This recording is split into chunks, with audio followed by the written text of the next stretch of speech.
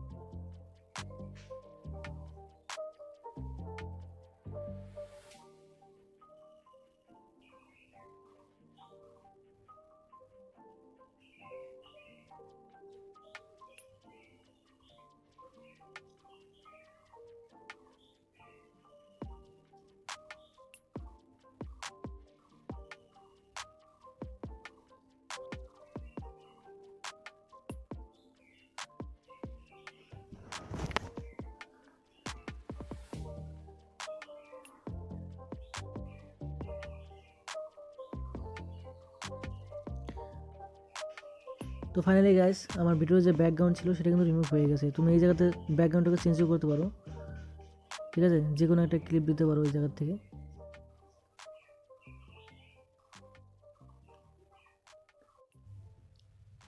তারপর তোমাকে আসতে হবে তোমার এই জায়গায় ডাউনলোড, ঠিক আছে। ডাউনলোড বাটনে ক্লিক করবো।